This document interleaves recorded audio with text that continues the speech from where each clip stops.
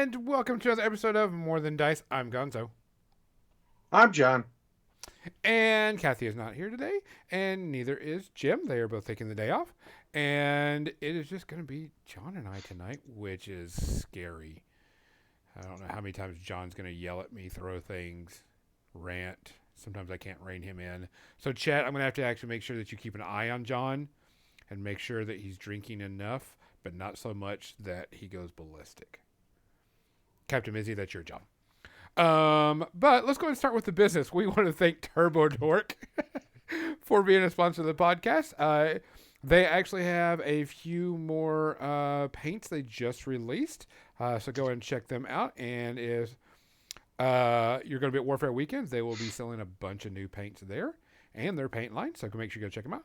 Make sure you check out Muse on Minis. We do have a discount code for them. And a link will appear, and you can find Muse on Minis. They will actually be at Warfare Weekend also, of all the cool places. They are actually going to be getting their podcast section back up again, but they are redesigning the entire thing from scratch, so it's just taking them a little bit longer. We want to thank Parabellum War Games for an awesome rank and flank game with some really great miniatures on the line. They also are going to be there in part. They're going to be selling stuff through one of the local game stores that's going to be at their game night. And they are also supplying miniatures for the paint and take and the speed painting competition at Warfare Weekend. Which is awesome. Yeah, let people get the miniatures and play. And also the paint line will be the two thin coats that you get to test out. Midnight Heroes. Stuff. Good stuff. Oh yeah. I tried to get this all hooked up. Yeah. Midnight Professional Heroes? and shit. What? Yeah, I know. Professional? Hell no. We want to thank Midnight Heroes. Also, Brian, we want to give a good shout out to that man. He recently had 2 heart attacks at one time, and is back to not fighting form, but is doing good. And he is going to be at Warfare Weekend. I told him, you better take it easy or I'll whoop your ass. But he will be showing off his new miniatures and also his new game will be at Warfare Weekend.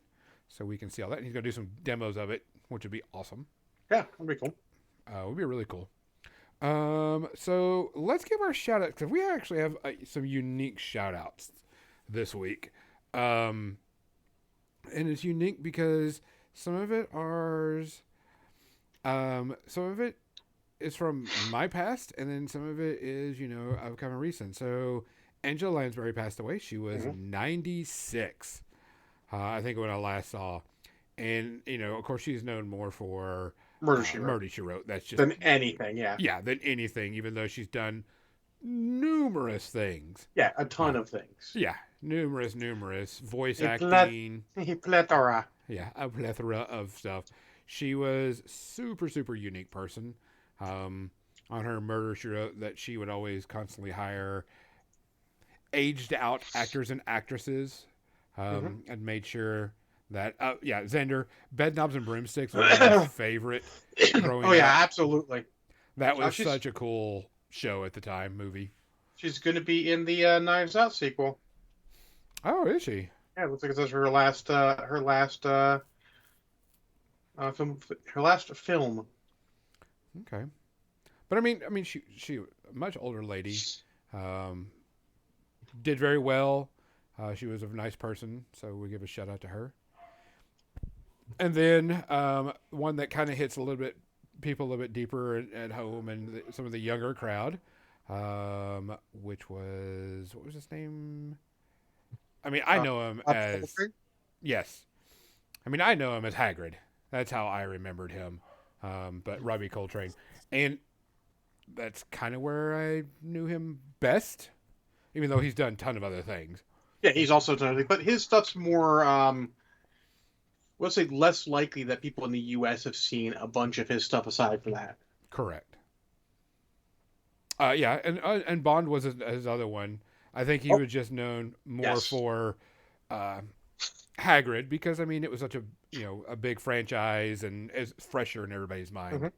And he was such a great actor in that and such a staple in it. I did notice that someone had posted at the when the announcement was made that people gathered around in the Hogwarts in Florida and like all had wands up for them and stuff, and I was like, that's pretty cool.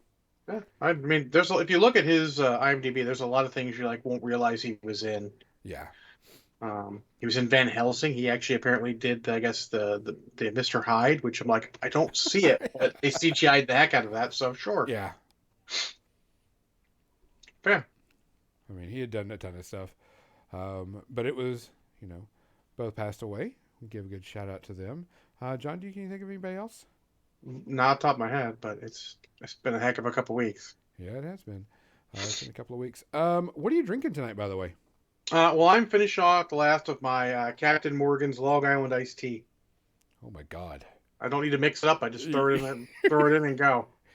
Ice or no ice? Ice. Okay. I actually have got to drink water tonight. I'm having a little bit of a upset tummy, best way to put it. Something's not agreeing with me, and so I am going to just drink some water tonight. Make sure you tell us what you're drinking in the chat so we can kind of know, because it'll be kind of interesting.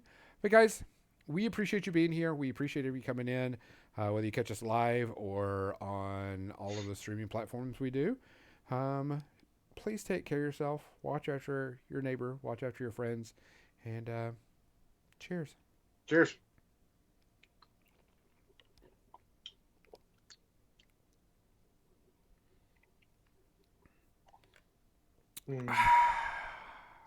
Hold on, let me get a moment more. That just hits the right spot. I feel hydrated. Wow. Does that work on yourself? No. Okay. I was just wondering. If so, you teach me need you to teach me your technique. No. All right, I'm gonna go and switch over the camera and everything and get everything moved around so we can camera. I can go over here and do some painting because I'm actually very interested in trying to get some of this stuff done. Other than that, topic tonight is creating your own RPG, changing up an RPG, etc., etc. So, John, you're doing something very particular, which I didn't think would be a good system for what you're doing, but you're doing it. So tell me what you're doing. First off, I want to say I actually like where those are at right now. Where's what at? The blue-gray you've got on the Khador, I like that a lot. It's actually, I tried to get it. So what I did is, it is a base color of Adric blue, which is kind of an aquamarine blue. And I airbrushed it on. And then I took intense green and washed it.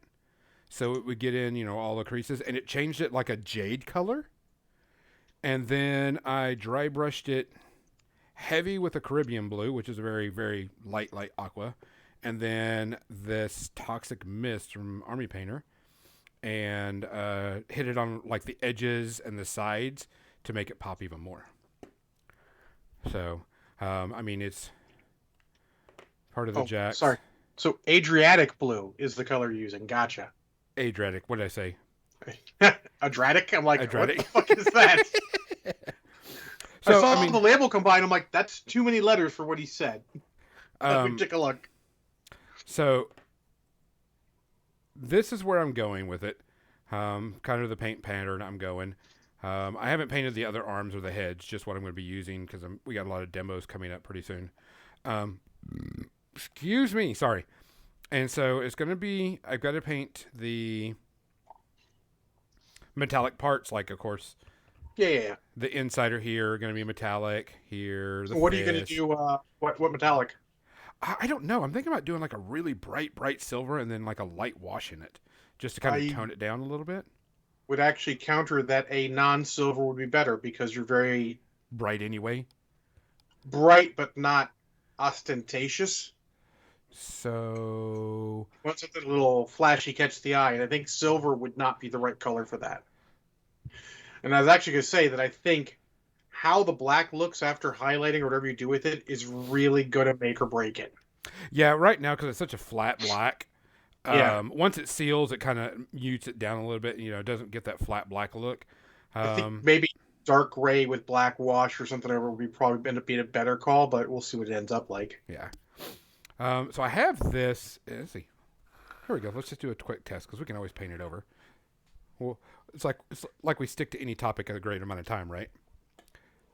And stay on topic. Well, I'm trying to figure out why you didn't think that the system I chose is going to work for the game I'm playing. So I'm buying time to talk about that. So hold on. I got this a little bit of. Got to open it up. Where'd it go? What are you using? Do what? Which color do you have in your hand? Is it black metal or heavy metal?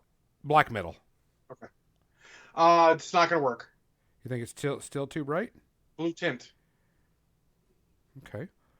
So let me. It's a good color, but blue tint. It's gonna look a little off, I think. Okay. It's a good base if you end up going silver, because it gives a little depth to it. But I think, like honestly, Legion and I were talking earlier about some of the like red, copper, colors, and I think that might be better for you. But I don't know. I'm gonna try this just to see. Yeah, no, absolutely. Let me try. You got to give it a shot. Yeah. Here, since I know this has a black on it. Let's just.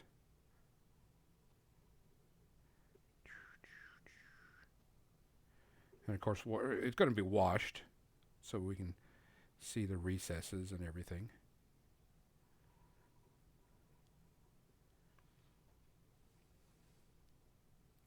But so no, the reason why I was wondering about, because what game are you actually making? Well, I mean that's a secret. You still don't know. No. You still don't know. I know. Oh, I thought you had told me at one point what you were going to be creating, or what the world was going to be, because wasn't it? We gave ideas of it. We're playing sci-fi and all. Yes, you threw some ideas. I'll talk about that in a bit. But I don't know why you don't think Mekton Zeta is going to work for a sci-fi game, because the anime sci-fi kind of is what it fucking does. Now, granted, it's old and you may not know what it is, because apparently this book I've had for a very, very long time is the most recent basic book, which really just means that it's a no longer supported game, but you can get all the stuff through DriveThruRPG if you want a PDF copy. You can find some copies on eBay if you want. I don't know if you can find physical copies anywhere else, but hey. I have no clue. Well, I mean, so whenever I looked at Mekton, I thought it was very much a crunchy system. It has been a while since I have looked at Mekton, so I can't, It is, but it's not crunchy like you think. Okay. The building of mecha and stuff is crunchy. The rules are actually very streamlined. They're the same rules Cyberpunk uses, for those of you who know. It's the same sort of D10 system that Cyberpunk uses. Which is, going to give us a brief. I mean, it's a D10 plus your skill and attribute equals a total. 1D10, I'm guessing, not like... Yeah, 1D10, yeah. That's what I was kind of curious if it was one or multiples. Yeah.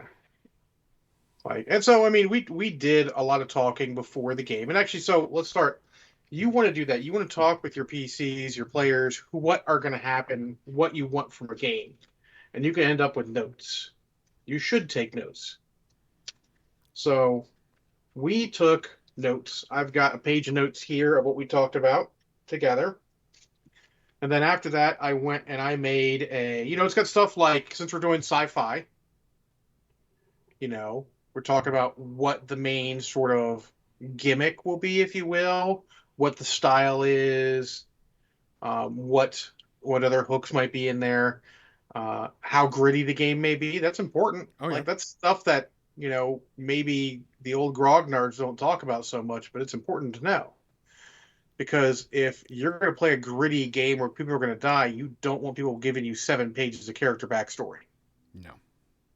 Not that my players are going to do that, but it's good to do that. He's not going to do that.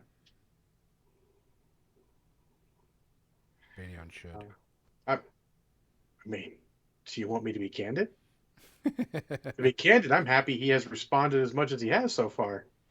He's a go with the flow kind of guy. John tells him what's going on. He'll make a character for it and go. I'm giving him lots of choices.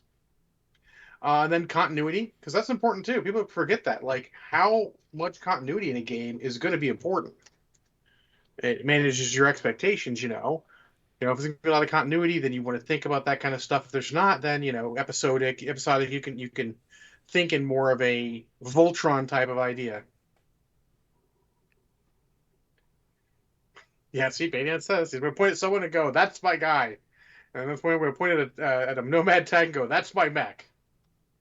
Oh, you're not going to get away with that this time, Baynan. Oh no, wait till Saturday. You're not getting away with that. I got questions, son. I got questions for my questions. But yeah, so you want to get that out of the way so you can all know what you're looking for. Now, sometimes the GM will come with the idea of we're playing X. Then that's fine as well. There's nothing wrong with that. Don't think there is. But if your players now are not sure what you want to do, you need to be asking questions and coming up with it.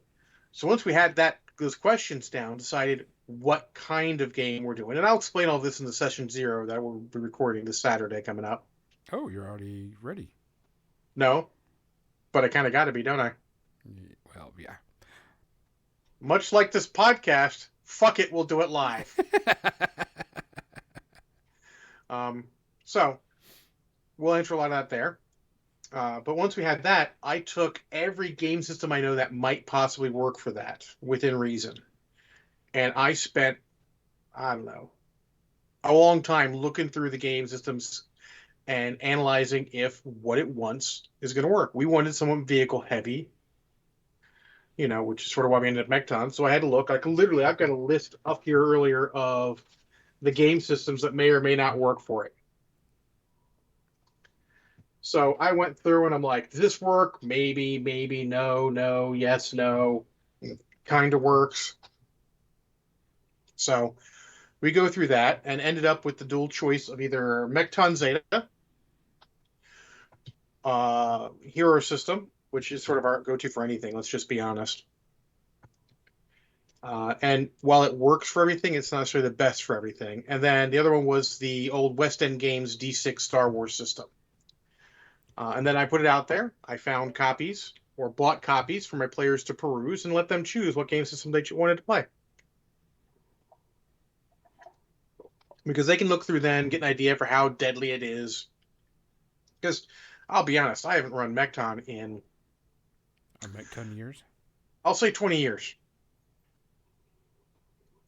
Was not this century. How about that?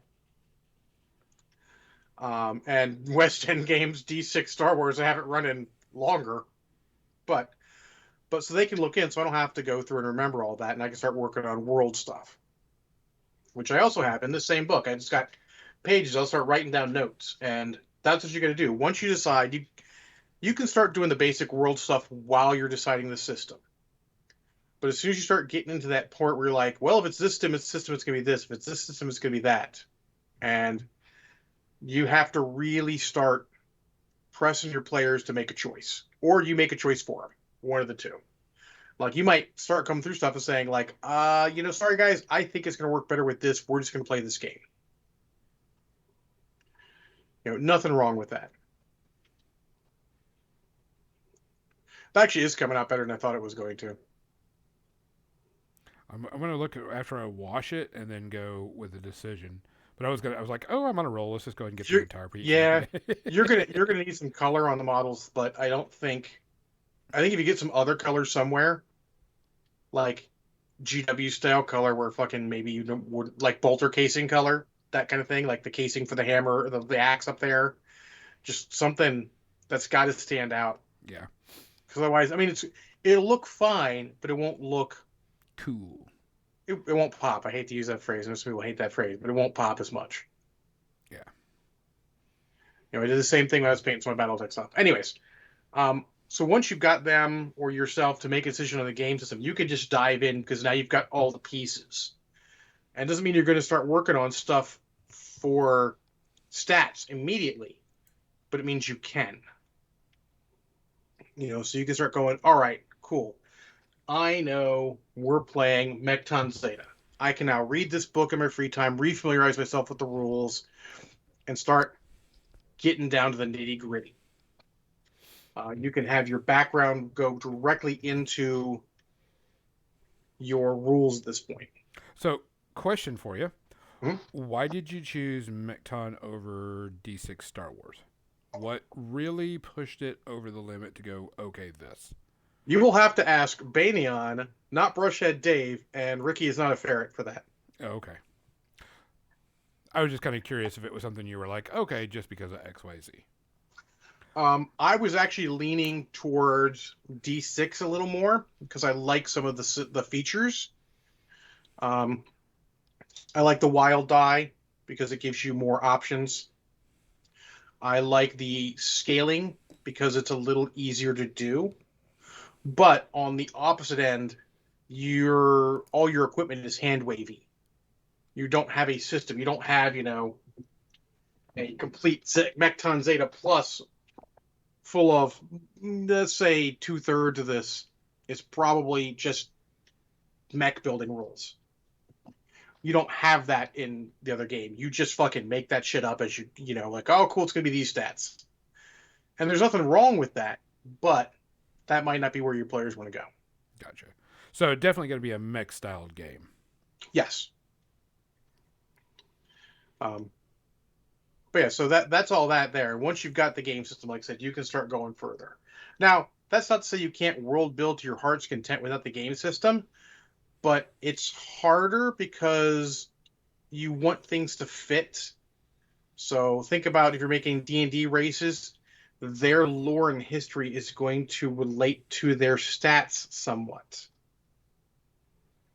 You're going to make it up that, elves are elves and orcs are orcs and dwarves are dwarves. And their stats sort of factor heavily into that because that's what they specialize in. Like, you're not going to take a race that has an intelligence penalty and make them do all this super smart science techie shit. That's not going to make any fucking sense. What? I mean, it's not. Sorry, not sorry. So the next step, and this is now all through this, when you get past the game system area, and you can ask for opinions on this too. In fact, I asked Law Dog on Twitter what his go-to for the kind of ideas we had was, and he of course set forward the Champions Hero Games Hero System book for that kind of thing, which was not a surprise. And that was always an option. I just didn't think it was going to work as well. I feel like Hero System works best for superheroes, and then it's kind of playing out of position the further from superheroes you get. If you guys understand that. And any game you have familiarity with, you can do that. Like, remember, we did the whole fantasy game. We started off in Genesis and then went to Feng Shui. Feng Shui is not even made for fantasy, for fuck's sake. But if you get system mastery of a game, you can make it work for what you want, because just being familiar with how task resolution and all that's going to go is going to make a game easier. But from the ground up, if you're doing it, you're better off trying a game that's going to fit better. So why didn't you use MechWarrior as your mech game? So MechWarrior, first off, MechWarrior Destiny is the most recent one I have, and it is less about mechs, and also the mechs and the Battletech universe are bigger. So we're not necessarily looking at full-scale mechs. We're not necessarily looking at Gundams. Okay, just curious. So, yeah, no, I did look at it, but I discounted it as, again, also, everything was going to be hand-wavy. And now you have a system I'm not super familiar with because it's reasonably new. That's not great for the style we're playing. And, So, Xander, I've never seen Escaflowne. I had a bad experience. As in, someone gave me a really bad review, and I decided never to watch it. I don't want to give away much, but let's just say more Robotech Cyclone size, Power Armor Plus, that kind of thing. Oh, okay. Not huge. Mechton actually has scales for that stuff. You don't need to dip out Bayonetta. It's not, you fucking know what the scale is if you were paying attention. It's That been would in be a there. first. Oh, Patlabor. Smaller than Patlabor, but closer. You know, it's definitely more of a power armor plus size. Maybe a land mate from Appleseed sort of size if you want to go with that. If we're going really far into manga and shit and anime for you guys. BBC. No, he means BGC, as in Bubblegum Crisis. But I appreciate that Xandervorler just naming things as old as Bubblegum Crisis.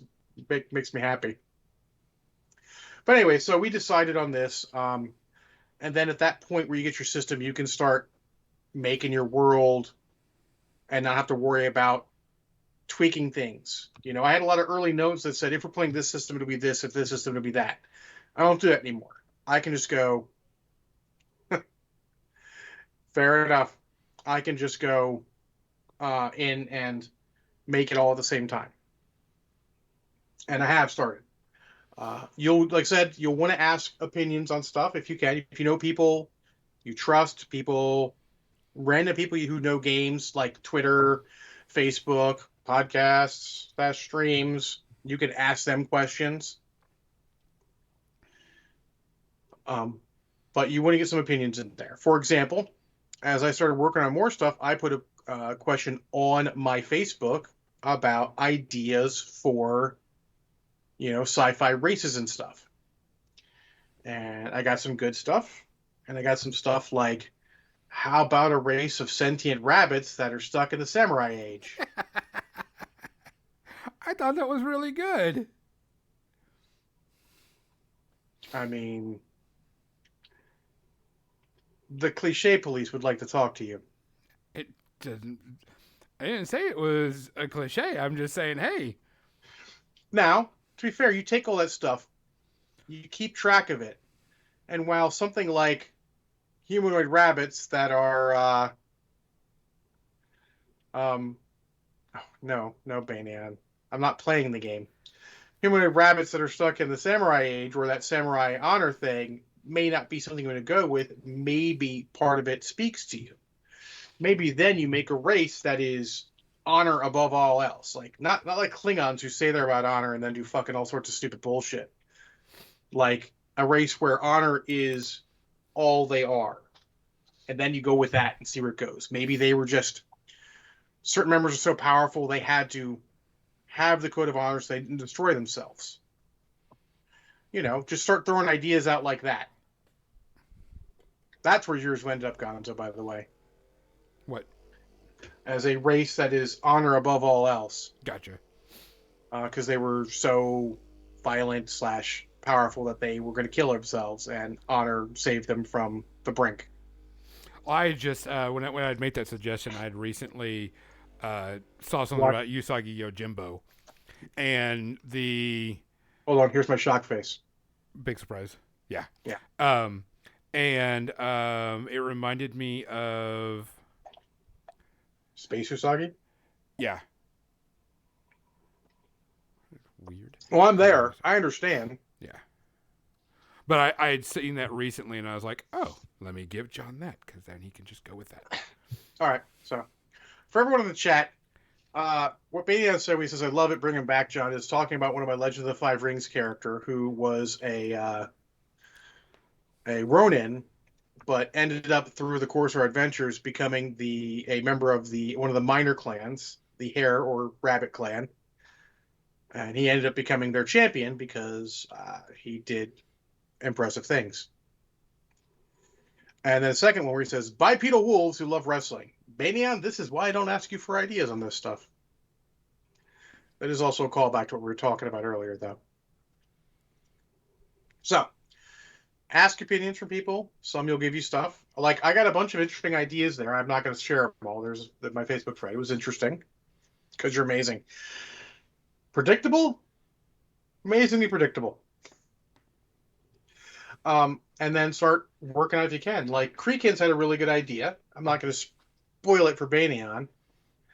About a race. And that's one of the few ones that made it on as is. And then I just chatted with her this week and got some ideas of, where we could go with that race.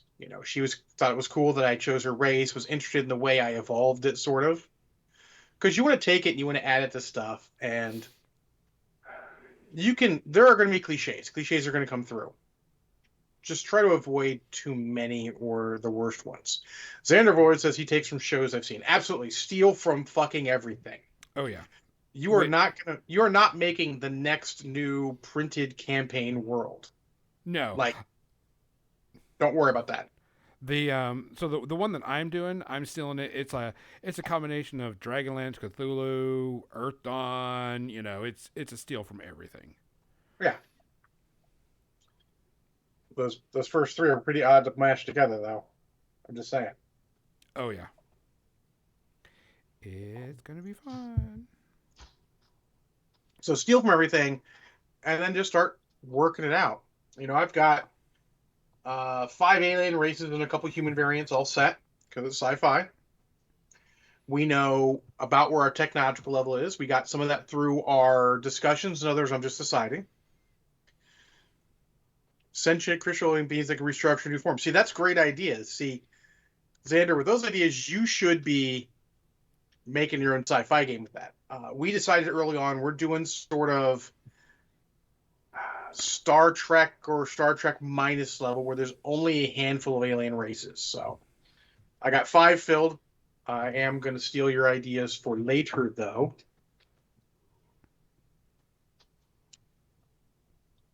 But yeah, do that.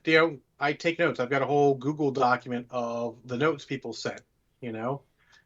People will say stuff, and I have ideas and stuff. So where we go? Where we took it? Stealing ideas. Bug people with living armor. I feel like I've seen that somewhere, but I don't remember it off the top of my head. So perfect. Copy. So you do want to save all that stuff because you never know we might need it. I still have 8 alien enemies to make up. But yeah, don't be hesitant to stealing from wherever. People offer up ideas and all sorts of stuff all the time. Use that stuff. It's good. It's not like you're gonna be making money off of it, so We'll see. Yeah, use some volume a little bit, maybe Banyan. So Senator, that's where you get other people to help you.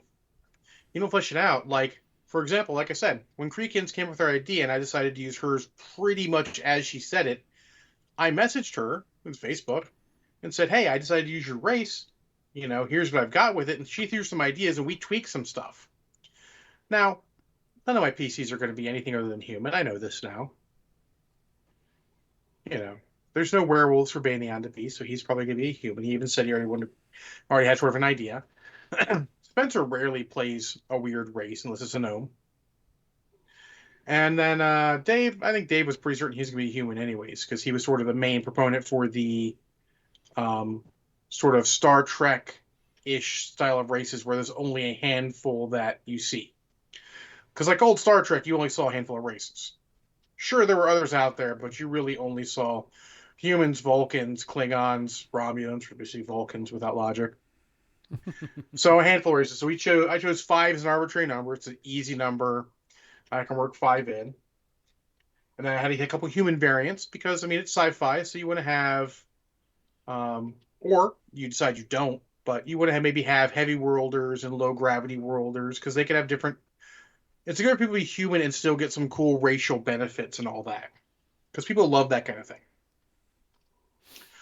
So you've got to go through all that and then start going. So having all that, now I'm working my alien races into the world as a whole. I have a basic idea for the world. And you want to be coming up with that before you get too far because you got to figure out based on what you come up with, what the premise is. That should be part of the elevator pitch. Like, for example, Gonzo's elevator pitch is something I would never, ever play. No offense.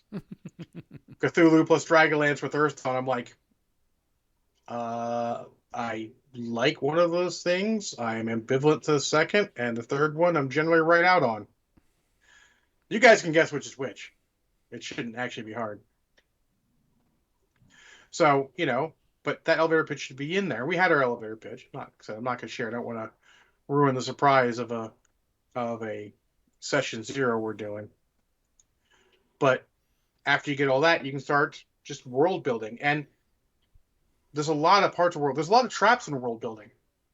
Gonzo could tell you, I'm certain. A lot of traps. Biggest trap? Lots of history. You don't Oh need yeah. lots of history.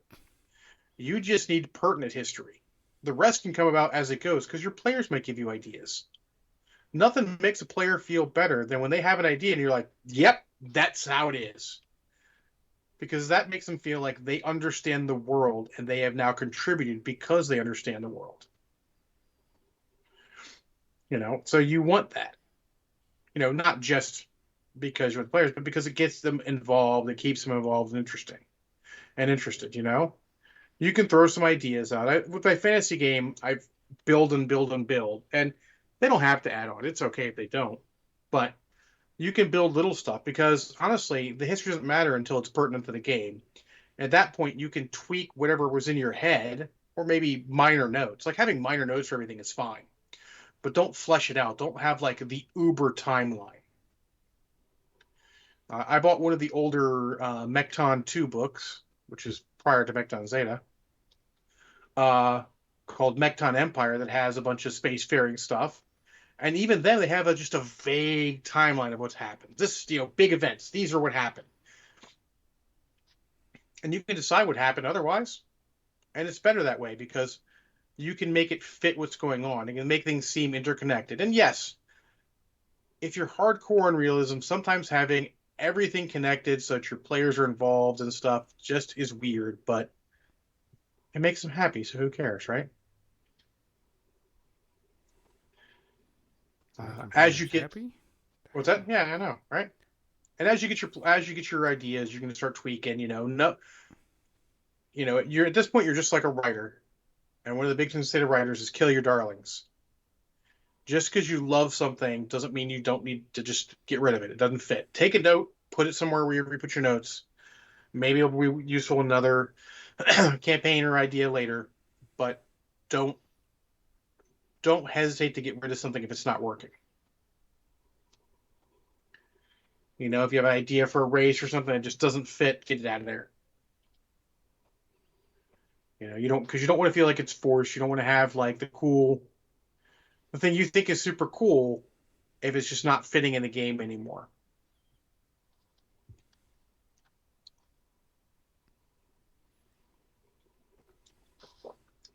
Any other questions, Gonzo? I mean, that's sort of where I'm at. Like I said, I've got Well, what was races and interesting stuff. was the history thing, Mhm. because on mine I gave here's the core history, and then I made notes like around the world of where certain things are at, and I've got a map. But I mean, I'm like this area. I know what this area is for. Do I know the full 100% start to finish No. details of that one area? Hell no. Do I know the core concept of what that area is going to be? Yes. Yes. That's all you need. In fact, you don't want to go too far because that just sort of hems you in. So if your players, so players will table talk and they'll throw you all sorts of cool ideas. There's a joke thing of, you know, I think I forget where it's from, but like, players Oh, talking back and forth about how cool all of your stuff fits together, and the GM sort of wide eyed, like I didn't intend any of this to fit together, but hell, it fits together now. yep. It's like That's another thing. Use their ideas like that, like I said, because it makes them feel like they figured something out. Like, I knew what John was doing with that. you're like, good because I didn't. Yeah, I mean, sometimes it's the cliche, but if the cliche works, Who cares? I mean, yeah, that's a stupid question. Of course, you can ask questions in session 0 to increase your knowledge, but session 0 is not necessarily about that. It's about the broad strokes. You know, you see to know recent history and how it affects what you're going to be doing. It's like if you look at, say, The Expanse, go by the TV series. You didn't learn how the main propulsion unit of this universe worked until like season 2 in a flashback. Was it season 2, season 3, something like that? Do you know why? It didn't fucking matter because it just worked. That's why series like that tend to have flashback episodes explaining world stuff later in the series because it doesn't matter early on. You know? Who cares how it happened? Yeah, and you don't have to, and this goes to any show, you don't have to explain every single Nope. minute detail of a show of, well, how did they know to go here? Or how did they know to do this? Or how did they Or know? I'm like, who cares? Maybe they've done it for 50 billion years and that's just how they're living their life now. my favorite example is actually Star Wars, because many of us listening to this, we're Star Wars fans way back when it was just the original trilogy. And man, the Clone Wars sounded really cool. You got this great idea. You didn't need any details. The Clone Wars, oh, that's really cool. Then the Clone Wars happened, and I'm like, that's less cool than I imagined. Is it fair? No, probably not. But they put an idea out there, and now they give it form, and it may not match what you want. That's not what So I thought the Clone Wars was going to be once yeah, I saw it. I really thought the clones were the bad guys. I mean, the bad guys the whole time, not just at the end. Yeah, whenever I watched the Clone Wars, I was like, this is not how I thought the Clone Wars were going to be whenever I was a kid, and I thought, ooh, these Clone Wars. Nope, not what I was expecting at all. Mania says, my brain works like why, how, and it latches onto that stuff. MST3K mantra. It's just a movie. Sit back and relax. Don't worry about the details. Like, it doesn't fucking matter. You can get fixated, and I occasionally get that way, and I have to push through it. Like, how does interstellar travel work? Well, you can explain if you want, but really, it just fucking works. Who cares? All you need to know about is which of the various forms are you using. Are you using a warp drive, or using a jump gate, or using a jump drive? So, are you doing yourself a Star Trek, a Babylon 5, or are you doing a Star Wars? Hopefully. There's others, but most of the others are just parts of the other ones. Maybe you're doing a Robotech, you're doing a fold space, but that's basically like hyperspace, just with different details. Hopefully you're not doing a fold space like what was that one where they went through hell? No, it's Event Horizon. Yeah. Event Horizon. Hopefully you're not doing Event Horizon folding space. Now I'm thinking of that song that they made for Event Horizon. Look it up on YouTube. Trust me, it's quality. Chef's kiss. Beta says no, John, no. So you just need, it's like basics. It's like technology. All you need to know is what level technology you are. It doesn't matter if things are higher or lower than people expect or why. We had that part of the discussion in our game. One of the things, spoiler, not like a big spoiler, not going to affect anything, is I think Nabrushhead Dave said he wants energy weapons to be bigger weapons, mostly spaceships and like tanks and shit. The power packs are too big for man portable. I'm like, okay, cool. Boom. That's a rule in the game now. So no handheld. Well, no handheld, yeah. But in that, it did come up with one of the races is actually better with energy weapons and such than the humans. And it's the plant people, because they designed them all so they could keep doing photosynthesis while they're out space traveling and shit. And then it just, obviously you're making it so you get your rays and all that, and then it levels up into fucking, sunlight beams and laser beams and shit. All right, so I'm going to wash this. What do you think? Just a simple no oil wash it? Or do you think an Agrath Earthshade? You're not going to wash the whole thing, right? No, I'm talking about the metal part. Sorry. Metal parts, yeah. You'd want a black wash. Armor wash, you got it. Also, I don't know if you've got a gray wash, but you probably want a gray wash on the Kador symbol to keep the definition for where the bars hit. Yeah, I noticed that too. I was like, oh, well, I'm going to have to put a little bit of wash inside of there.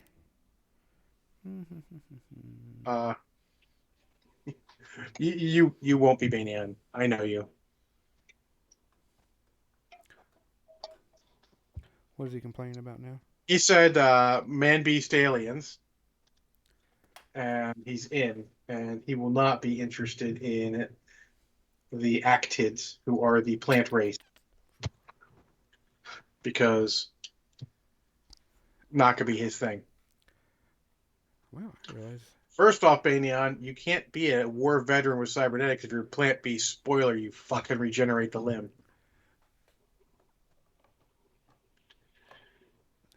Um,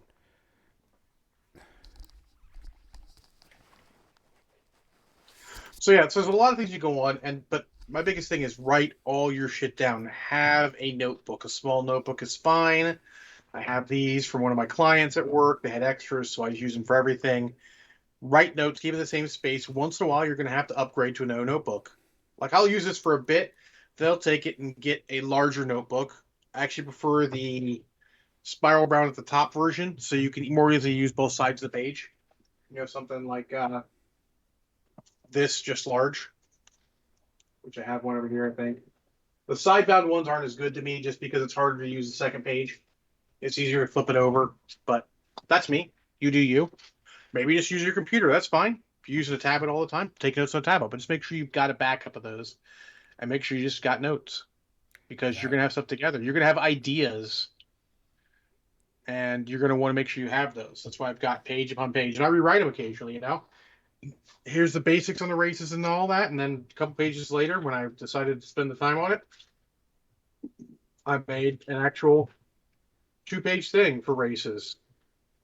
So boom, races and races. So, I mean, you know, notes, important. Write down stuff. Like, you may laugh at it. It's more easily to remember and understand things by writing it down because you're committing it more to memory at that point. You know, write down ideas. Do fucking flow charts. Like, you may laugh. That shit works. There's a reason we've used it for years. Because you'll have ideas like, okay, this to this to this. That's why this all happened. Okay, cool. Draw simple maps and stuff. Like, I got a simple map of the, you know, it's like, drawing a map of a space of a, you know, of your whole space campaign isn't important because it's just going to be a fucking cloud. Because that's how worlds are developed and all. Unless you've got some reason for it not to be. Maybe you decided to go sort of Babylon 5 jump gate-ish that were left by ancients and we don't know, you know, they don't know how they work. They just do. And now suddenly you've only got certain systems that are connected. You know, there's lots of things you can do about that. But you don't need to go deep. You don't like, maybe it doesn't matter who the aliens were who made them originally. Maybe you just want, that's your fucking way of saying, that's how you travel space. There's no other worlds easily accessible. Fuck off. I mean, Works. you could do that as a, you know, a campaign idea. Maybe that's, you know, you could. It's a plot point. You know, it's an important note there. Like, okay, cool. We're only limited to limited systems, which changes the way everything happens in there. You know, you're not going to have deep space combat in most, in some sci-fi, it doesn't happen because it doesn't make sense. Like, you don't have deep space Star Wars combat. You know why? There's no reason to fight. You can just fucking leave. Babylon 5, you occasionally do, but that's only until their jump drives like recharge and they fucking jump out and there's no reason to fight there. Star Trek is one of the few that does have those deep space fights because you catch someone there, they may not be able to escape because you're limited to actual speed through real space. But think about the basic stuff. It may not matter. Like, if you're doing, like we're doing, not a spaceship scale campaign, so most of that stuff's not going to fucking matter. I'm not going to make stats for spaceships.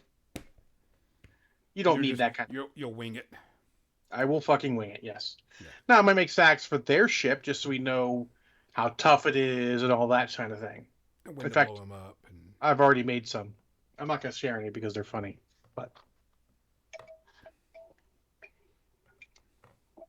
But you can just... make sure you've got all that notes and everything. Notes. You know, you can say you've committed to memory, but after one bad day of work, you never know what you're going to forget. So take your notes when you can, write all this stuff down, and just get the important stuff out of the way. Like, I've got the races out of the way. I've got the basics of the universe out of the way. The PCs are going to answer a lot of the other questions because fucking they got to do some work here too. You know, I got technology out of the way. Now I just get ideas from them, and then I just build some tech for them, and then we can go. You don't need all the tech initially. You just need tech for whatever they're facing. You know, you don't have to have... And you don't even explain the tech either. Yeah, you're not making a source book. You are literally just doing a game. You don't need to have all the answers. You just need to have the answers necessary at the time. And keep your notepads with you when you're running the game, because they're going to come up with questions and you're going to have to come up with answers. And those answers are going to become canon. So you need to write them down.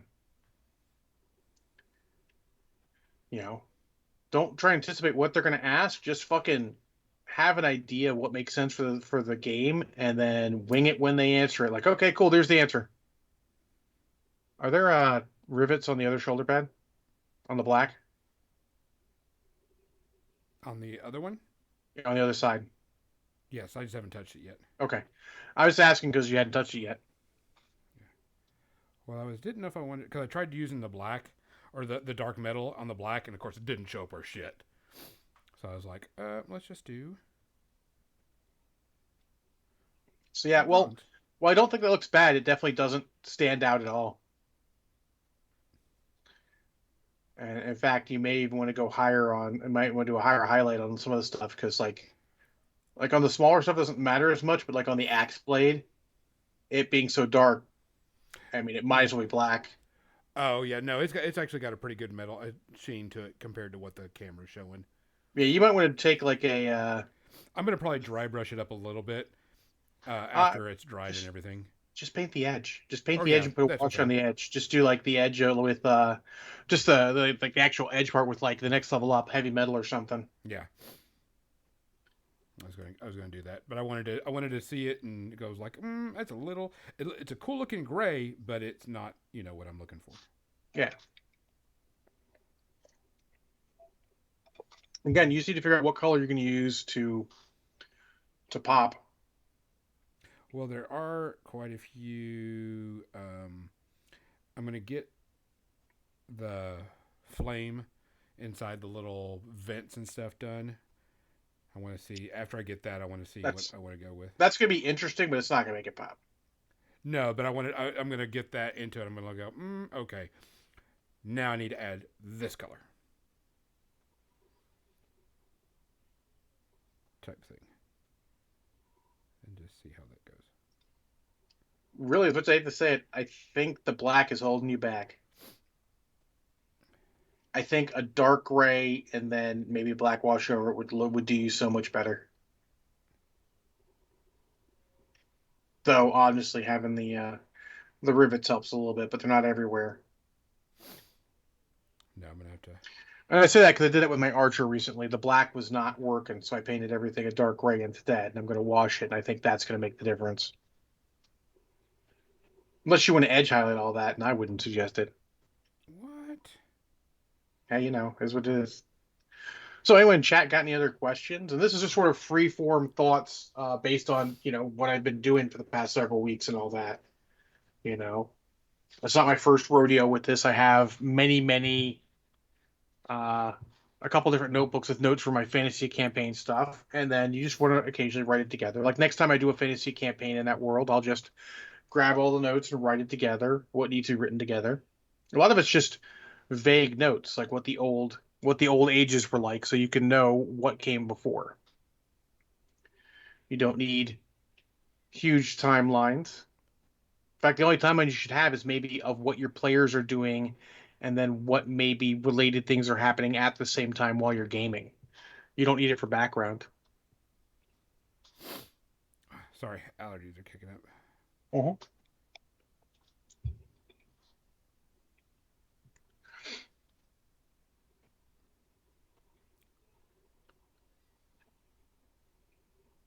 I mean, overall, I do like the idea of what you're painting. I just also think you might want to get a real dark blue-gray and put it in the cracks, especially up on the top of the carapace. That's where it's most noted. Yeah, I'm gonna have to go and wash a little bit in the creases.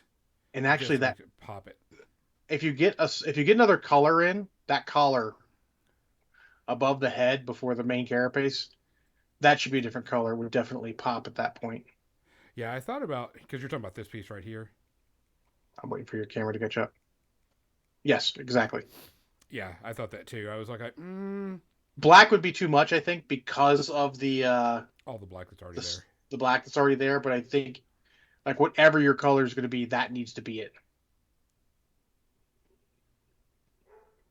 but it might end up working like it is. It's just maybe a good shade in the crevices there would help a lot, but Yeah, we because can see, see. what's funny is like this this intense ink green. It really was really cool when I used it. I was like, that was so cool. But it's not a wash per se, so you have to be Well, it's kind an of ink. careful. Yeah, Yeah. I mean, So I mean, it doesn't stick to where you know in the cracks and crevices and everything. So it's kind of interesting. a tiny bit of dish soap would do that in there. Um, Actually, funny thing is, I look at that paint scheme. I'm like, that paint scheme would look good on a Space Marine. It would. Not gonna lie. Probably look good in a battle mech too.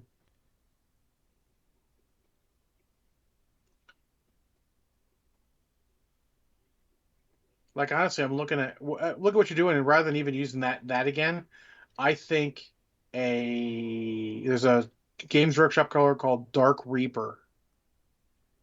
Dark Reaper watered down to almost inconsistency, just so you can get in the crevices, would do a bit of work in those crevices. But that's through the camera. It might not be perfect. Yeah, he knows that, but he's going to do some sort of highlight for the black at some point. It's just too flat. Yeah. Well, what I'm going to do is since it's so flat, I'm going to seal it real quick with a light seal on it, and then go back and highlight it because it changes color once it's been sealed, which is really weird. Let me also, if you will allow me to counter, perhaps you seal it with a gloss so it looks shiny black. Could be too. I have some paint on black. Just saying that might I have some paint on. Ooh, that hold just on. might make it pop. Yep. It might give you the pop you need. Give me a second. I'm gonna get this real quick.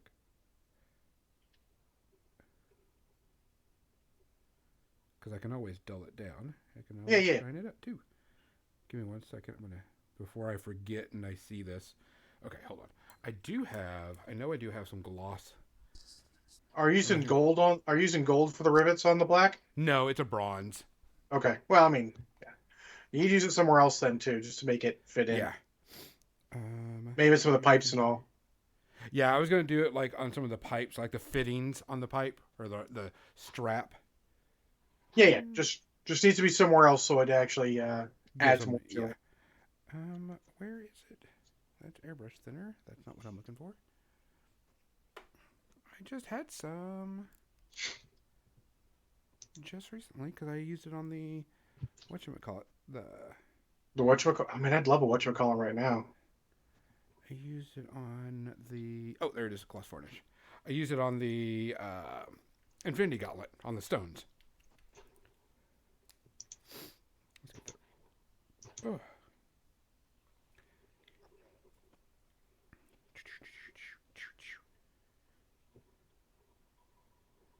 So let's do it like right here. You bought Halloween candy. Why don't I have Halloween candy?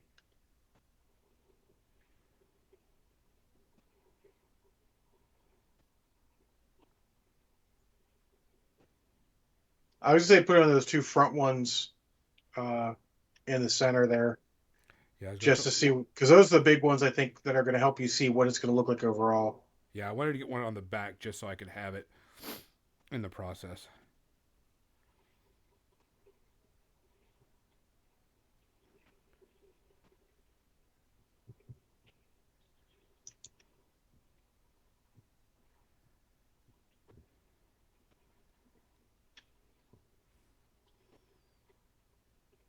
I mean, it can always. Yeah, you don't need to do too much. It's just get an idea what it looks like. Yeah. Okay. Leave that like it is.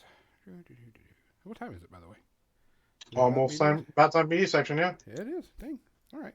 Got some cool little work done. Not much, Yeah. but just. I was like, the only thing I knew about this paint scheme is I wanted this kind of like ice blue look to it. That's all I cared about. No, I like it. I just needs that finishing touches, and I think it's going to look great. Great.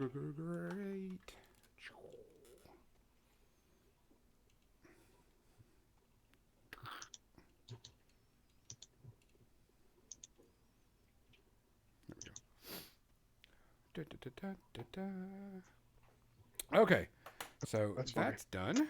Oh, there's your problem, John.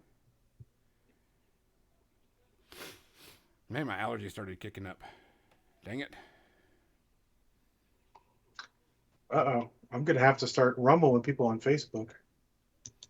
All right, so for my thing, let's see. 1, 2, 3, 4, 5, 6. About roughly 6 things.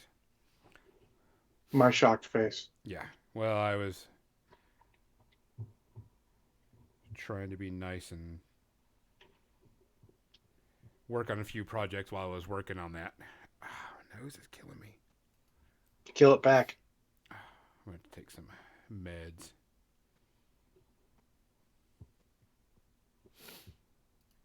Oh, did everyone know about the Kathy Wapple miniature from Dark Sword? If you haven't, you need to go get it. Let me get you guys a link just in case you didn't know. Copy. That is not what I wanted to know. Hold on, someone delete that shit. Hold on, delete that shit. How do you delete this shit? Good lord, John. Holy crap, John. Yeah, that did not work right. Go to the mod view. I leave a couple things, obviously. So I'll do one that it came out and I decided to watch it because I watched the first one and then it was long time ago when the first one came out and it just came out new, which was Hocus Pocus 2. Pretty much it was a cash cow. Let's get whatever money we can from it. Was it bad? No. Was it great? No. Was it just okay? Yeah, it was all right. I mean, it was a meh type thing. The characters were fine. I think they do a flashback where the Sanderson sisters are young girls, and I thought that was very entertaining. And the young girls that got to play those parts did really well, copying the mannerisms and everything, the originals. I liked it. It was okay. They tried to do a modern take on it and modern things, and everything was okay. It was just like a big meh. It was like it's like my 2.5 space herpes. Did it have to be done? No. Most reviews I heard were lower than that, but Yeah. fair enough. It wasn't bad. It wasn't great though. It was nowhere near. But I mean, there's probably a bit of nostalgia going back to the first one too. A bit. So there was that issue. But I mean, for overall, it was okay.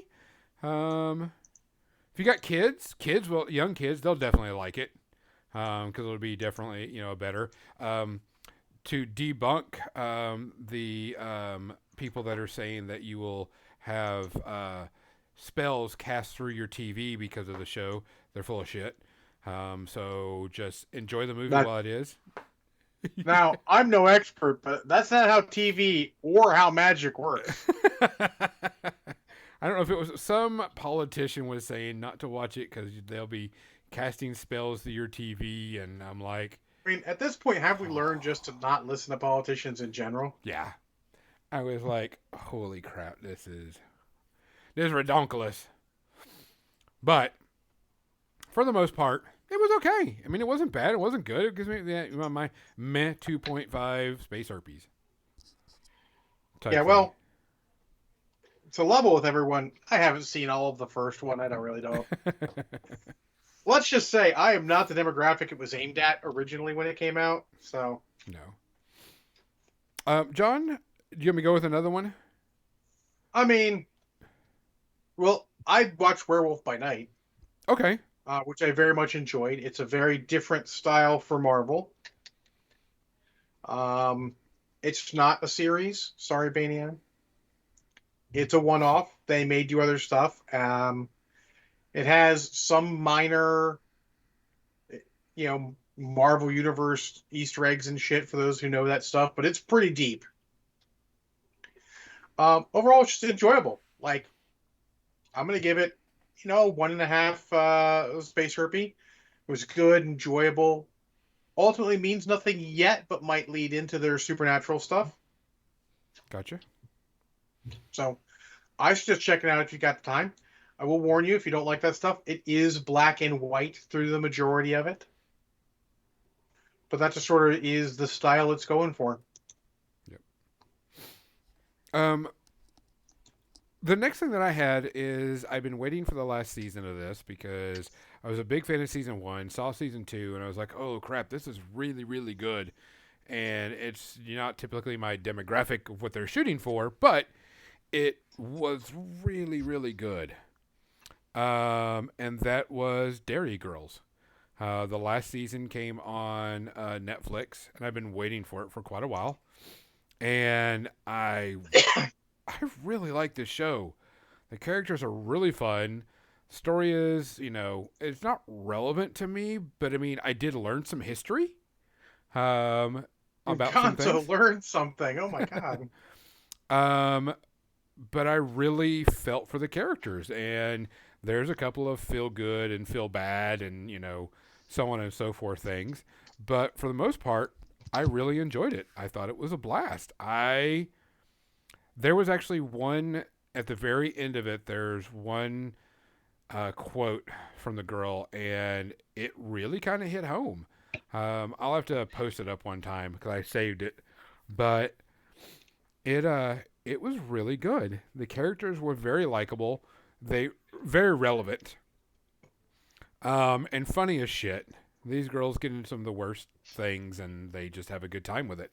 And they try to get out of it. And it is, I would say, I'll put quotes, British style humor. So if you're not into that, you're not really going to get it. But the characters are great. Acting's really good. It's a lot of fun.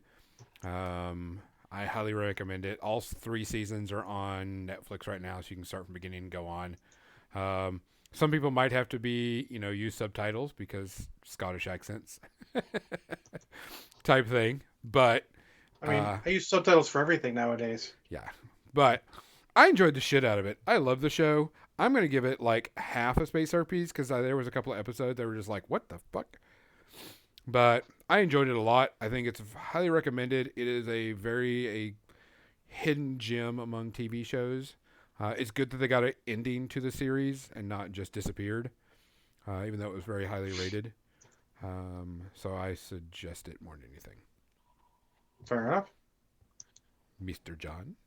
I am still watching Trigun anime. Okay. I did not get quite as many episodes as I wanted this week, but I did get a bit more. And I tell you, it goes from the first several episodes being mostly humor to pretty serious as fuck at points pretty quick.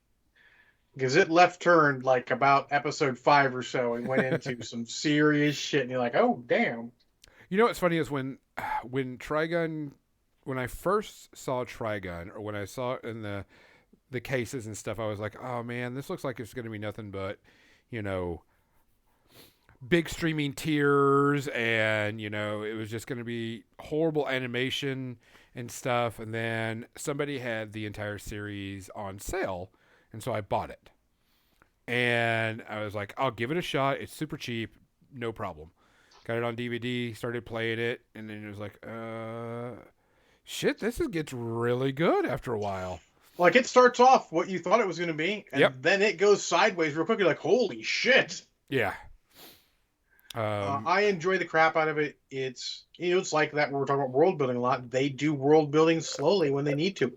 Shit only matters when it matters. Yeah. Until then, it doesn't matter. One of those big things doesn't matter. Until they're in one of the big things, like, oh, it's terraforming basically. Oh, okay, cool. Yeah. I mean, I enjoyed it, and after I got through, like I said, first 5 or so episodes, you're like, okay, this is really good. I can enjoy this now. So it's funny. I realized I saw the first 5 episodes many times because, like I told you guys, the sales manager at Alliance Games Distribution when I worked there would hand me the anime because he knew me for years. We worked together before, and say, "Hey, watch this. Let me know what the basics are from the because they give me the first VHS tape of it because they'd get preview copies, and I'd watch it and I'd let them know like it's this, so they could sell it properly, like you do when you're a good sales manager. You want to know what it is. But so I had the first tape of yes, VHS tape. It's old of Trigun. So I watched that many times, and then Not Brushhead Dave let me borrow the whole series. And then a couple of years ago, year and a half or so ago, I saw it cheap on DVD. I'm like, let's buy it, and finally getting around to it. And I'm glad I did because I'm enjoying the crap out of it. No rating yet. I'll wait till get the end of the series. Spoiler: I've seen it all. I know it's not going to be high. One of my next things, I'm going to combine two into one, and I'm going to tell directors, if you're going to be filming something at night, let us see what you're filming. What? You fucking assholes. I don't care what anybody is. Lord of the Rings did night scenes very well. Dark scenes very well. You can tell it was dark. You knew it was nighttime, but you could still see what was going on. Like, for all the fun we make of old movies where they would film during the day but just put like a filter over it, you fucking got the idea. Yeah. I watched, so I'm still watching House of Dragon. I'm not going to give a final rating until it's done. But there was one episode, you couldn't see a damn thing. For half of the episode, you just saw outlines moving around. And I was like, didn't they learn this in the last thing? No, they didn't.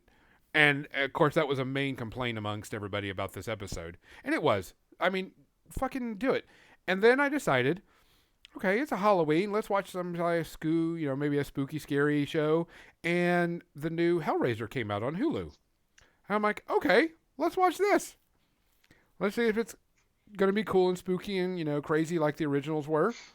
And too fucking dark. You couldn't see what the hell was going on in some of the scenes. And I was like, really? You could have done some really cool stuff with this. And no, you had to fuck it up. When I wish it was an audiobook describing what's happening rather than a movie, you have made a fucking mistake. Yeah. I was very disappointed in the dark scenes in those two shows. So I watched Hellraiser. And it wasn't that great. And it supposedly was supposed to be getting good reviews. And I was like, cool, I could deal with a good horror-themed movie. Well, nowadays, remember, good reviews, you have to look at people who have the same taste as you. Correct. Because, but I mean, I was going to give it a shot either way. I mean, those reviewers nowadays, and this is a rant we can have at any point, they're all about just fucking clickbait titles to get you in their fucking video. Correct. Like, some of them, I think they're hating on stuff just because they can and they want to get the views. Mm-hmm. And it's the dark side. That's why we're not about making money. We just want to fucking talk about shit here. We don't care. Yeah. I mean, it was not very interesting. The characters were very boring. The plot was completely see-through. It was just...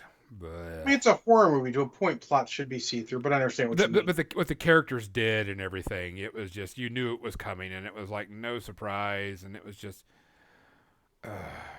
I mean, it was... it's a pass for me. I mean, it's getting like 3 space herpes. But special effects were okay. They were just... It was just, everything was so predictable and too dark. And, dark so you couldn't see, not dark because of the material. And I'm just both like, those can be problems if they're too dark. Yes. So, it's a big pass for me. I did not enjoy it. So, other than that. John, what you got? Well, we're going to talk about Andor. Are you completely caught up? Yes. Okay. You know what? I was reading an article about Andor because I was kind of learning the timeline of how this is going. And I don't know how many seasons we're getting of Andor, but I know it's more than one. And like they said that when they were writing Andor, they were writing it like a trilogy in a season. Like the first 3 episodes would be like A New Hope, and the next 3 episodes would be like Empire, and the last 3 would be, well, it would be kind of like that's how they may end up with more than that. Yeah, because I felt like the first 3 was like, I joked to someone like, you could have called that season 1 of Andor. Correct. And like, we'll have another one in like 2 months. And you'd be like, okay, cool. Like, they got to realize you can do that nowadays. You can go, here's 3 episodes that are related to get you to a point. Boom. Formative. Done. Go. We can have second season, 2 months later.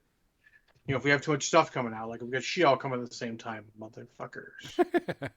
But I thought that was interesting what their take was of how they were kind of piecemealing it all together. It Yeah, wasn't piecemealed at all. It was just you could tell that there was movie one, movie two, movie type thing. and it comes to a point to me now where watching Andor, we have to understand that Star Wars has grown beyond Space Wizard. being, a it's become sort of a setting rather than a genre, because they're going to tell different stories in Star Wars, and the more everyone gets on board with that, the more they will understand. Because there are a lot of reviews of Andor that are like, people are like, it's terrible and blah blah blah. This isn't Star Wars. I'm like, hey, guess what, fucker? It's Star Wars. This is very much a Star Wars that needs to be told. Yeah, I mean, it's a different take on it. yeah, It's what Marvel was doing more so originally, a little bit less so now, but like we're both quite nice, a little different. Where movies are different genres. This is a more gritty. This isn't your pulp action anymore, and that's okay because Star Wars as a setting needs to evolve. You can't just be, your pulp fun, because they're not making enough movies like that. Sometimes you need the gritty war movie or the gritty background movie. And it's not even that gritty. Like, it's, I don't want to say dark without being depressive. It's realistic without being fucking depressing. Yeah, yeah. and just as the Andor showing the commoner side, the reason why people are fighting, yeah. But you also get another side of the other side. You get that corporate guy who I'm hoping comes back to do more stuff, how his life is going because of what he did. Even just the Imperial we see, the Imperial commander we see, he has more to his life than just being an evil dude. Yeah. In fact, you might argue he's not evil necessarily. He's just a tool of evil. I mean, Xander's like the commoner side, and I don't even want to say that it's the commoner side. It's more of you've always wondered why did all those people die to get the plans of the Death Star, and this is the story, and it's not about space wizards, and it's not about all these cool little tricks and big battles. There's always this grunt side and small group of people. It feels right for what Cassian Andor's character was or was proclaimed to be in Rogue One. It feels like the right kind of background for him. Yeah. You can see all the tools there. You can see how he's fucking, I don't want to say hyper competent, but exceedingly competent. Memorizes things, notices things. You can look at this guy like, I can see this guy becoming a big deal in the rebellion because he's good. He's got the right view. He says the right thing to people. It's not always the easy thing, but the right thing. Yeah. He makes the hard decisions. The episode ends kind of with a hard decision. People are people. They're not all just, all for the cause. No, this person's family was killed by stormtroopers and would love to gank a couple motherfuckers. This person's a true believer. This person's a mercenary. This person's, what have you. Captain Mizzy brings up something of why she likes Star Trek over Star Wars. For the most part, Star Trek is more about exploration, discovery, stuff like that, and Star Wars is a story of good versus evil. But Andor is bridging that gap, and we've got other series that are coming out that are bridging those gaps. But it's still a story of good versus evil at its core bottom line. And I agree with you, Captain Mizzy. That is why. Well, I say Deep Space Nine is great sci-fi. It is terrible Star Trek because it is not anything to do with Star Trek. And Xander, Star Trek is political, but it's more of idealistically political. Yeah, it's not a good versus evil political. Yeah, no, it's the ideology of it, and all are necessary. They're all showing good sci-fi tropes, which I fucking love, because sci-fi is a lot about showing what could be, or versus what might be. If you let things go. People got shit on the first episode of Strange New Worlds because they're just shoving their woke agenda on us. No. They ain't fucking wrong. And actually, you know what? I'll say this out loud because it's coming up. I'm a little drunk. Nothing wrong with being woke. Nope. I have people talk about how, if you believe, if you thought racism was dead and everything, you just believed everything some white patriarch told, wrote in a history book and had told to you in school by more probably white people. I'm like, well, you're right. That's absolutely right. And that is the definition of being woke, because you see that that's not necessarily true. Doesn't mean it's not true. Not necessarily true. All it is about looking for your own, you know, you can go look for your own truth in it. You can see what the fact is, and then go look for your own truth in it and see where we are and where everything's going. And sci-fi has always been a big part of showing you that. People who tell you Star Trek or Star Wars wasn't political weren't fucking paying attention. And it was like, laser beams and spaceships. No, it's more than that. Always has been. I'm not going to give a rating to Andor until it's done. No. But I'm enjoying it. But enjoying it, it is the must-watch, as evidenced by the fact I watched that and did not catch up on She-Hulk. But we will be reviewing She-Hulk whole season next week with spoilers, so be aware and be ready. Yep. Something I did watch, and it's the Superman and Lois show. It's on HBO Max.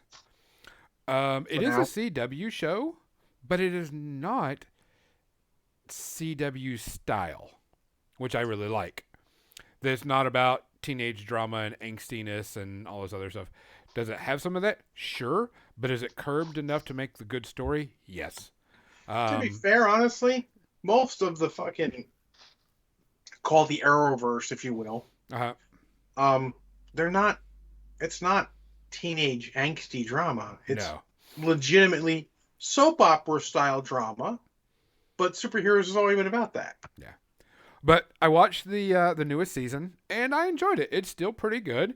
They're kind of branching off in a little bit different directions than what I'm used to in the comic, but I'm okay with it. I'm a little disappointed that they made it clear that this is not the same. It's not the Arrowverse, that they're in an alternate world, which is kind of annoying. Oh, I didn't know that.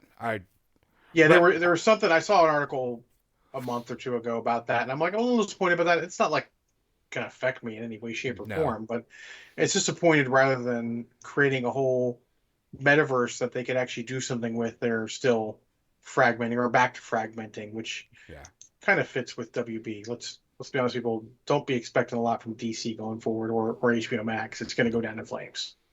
But I mean, the entire season, it was good. I enjoyed it. As an overall, I've heard good things about it. Because there's just some episodes that are like, yeah, but overall, it's a great story, good characters, fun time, good binging show. You know, if you've got something you're like, oh, I can watch an episode here and there and not have to worry about it, go for it. I enjoyed it. I did finish all Rings of Power.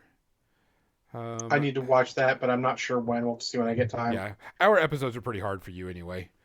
Well, it's just time is hard because I need a lot of decompression time, and I worry that a series is going to hit me in the wrong way, like a lot of things have. Yeah. Like, I'll be honest, She-Hulk episodes generally take two viewings to get through the whole thing up because the humor gets to a point and I'm like, no. They come back like, okay, they did not go off the ledge, but they fucking stared off the edge. Fucking stop that. I watched all of that. I enjoyed She-Hulk, but I'm going to give a good review later. Rings of Power, I finished it up. I enjoyed it. I'm ready for season 2. I think they were a little slow this season. But isn't that Tolkien style? Correct. That's what I'm putting in. It's ramping up, and the last few episodes have been amazingly good fun, and I've enjoyed it. I've only seen the first episode, and then what I've seen on the internet, and based on the internet, it's either super cool and very much in the spirit of Tolkien without being slavishly devoted to what's there, or it's the worst fucking thing that's ever been committed to, the web or internet or whatever, and they should fucking die in a fire. Yeah, I enjoyed it. I'll wait till you finish before we give a good one, but I enjoyed it. I liked it. Don't hold your breath on that one. Yeah, I know. It's gonna be a bit. I can't wait for season 2. Fair. No, I mean, good quality in the first episode. I think that was about it. Xander, you should watch She-Hulk, but keep in mind, it is more a comedy and bordering a sitcom, but not a sitcom, than it is anything other than Marvel. It's New style, one of those things I'm happy about, even if it's not 100% necessarily what I want.